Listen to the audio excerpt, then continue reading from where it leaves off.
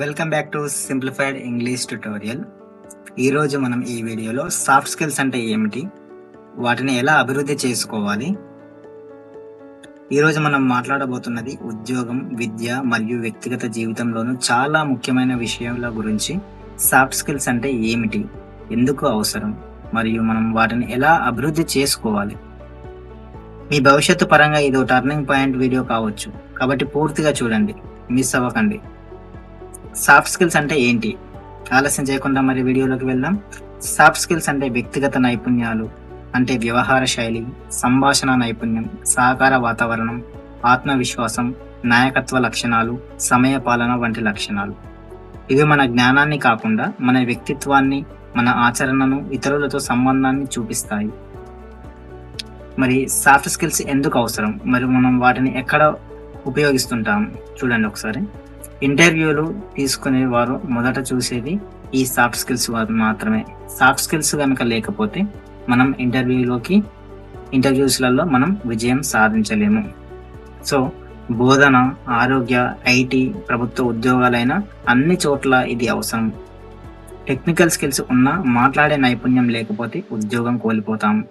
మంచి soft skills ఉన్నవారు మంచి టీమ్ లీడర్స్, మంచి ఉద్యోగాలు, మంచి మిత్రులు అవుతారు. ప్రధానంగా మనం టాప్ సాఫ్ట్ స్కిల్స్ అంటే మనం ఏం చెప్తామంటే కమ్యూనికేషన్ స్కిల్స్ అనేవి చాలా చాలా ముఖ్యమైనటువంటి పాత్ర పోషిస్తుంది అనమాట.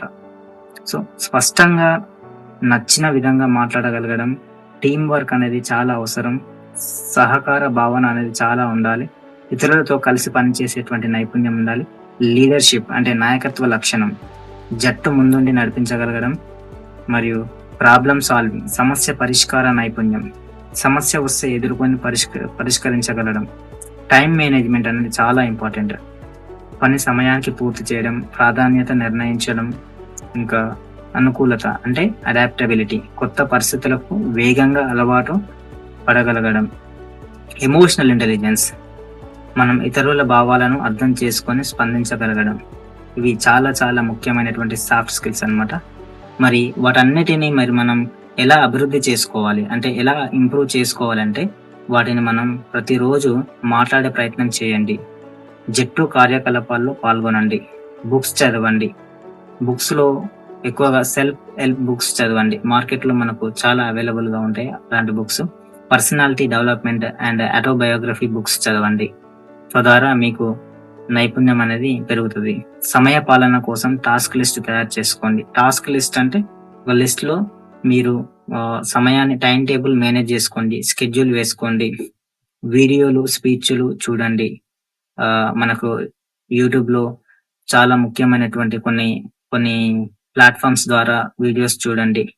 ఉదాహరణకు తీసుకున్నట్లయితే టెడ్ టాక్స్ లాంటివి మీలో చాలా చాలా ఉపయోగం పడుతుంది. మీలోని మానవ సంబంధ నైపుణ్యాలను పెరుగుపరచుకోండి.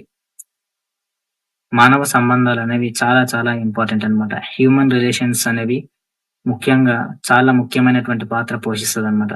సో చిన్న చిన్న ప్రణాళికలు వేసుకొని సాధించండి. సో ఉద్యోగాల్లో వీటి యొక్క ప్రాధాన్యత అనేది చాలా చాలా ఉంటుందన్నమాట. కాబట్టి ఒక ఇంజనీర్ ఎంత టెక్నికల్ గా ఉన్నా సాఫ్ట్ స్కిల్స్ లేకపోతే గ్రోత్ అనేది ఉండదన్నమాట. బ్యాంకింగ్, టీచింగ్, సేల్స్, ఐటీ ఏ రంగమైనా సరే సాఫ్ట్ స్కిల్స్ అనేవి తప్పనిసరిగా మారిపోయిందన్నమాట. సో వీటన్నిటిని కూడా మనం నేర్చుకోవాలి, మనం ప్రతిరోజు వాటిని ఇంప్లిమెంట్ చేయాలి. అండ్ ఫైనల్ గా మీకు ఈ వీడియో ఉపయోగపడింది అనుకుంటున్నాను.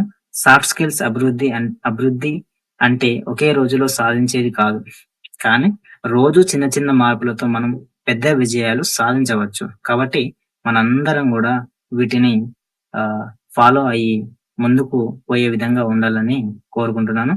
అండ్ ఈ వీడియో నచ్చినట్లయితే లైక్ చేయండి, కామెంట్లో మీ అభిప్రాయాన్ని రాయండి, మీ ఫ్రెండ్స్తో షేర్ చేయండి. ఇంకా ఇలాంటి వీడియోల కోసం మా ఛానల్ని సబ్స్క్రైబ్ చేయండి. మళ్ళీ కలుద్దాం మరొక మోటివేషన్ యూస్ఫుల్ వీడియోలో.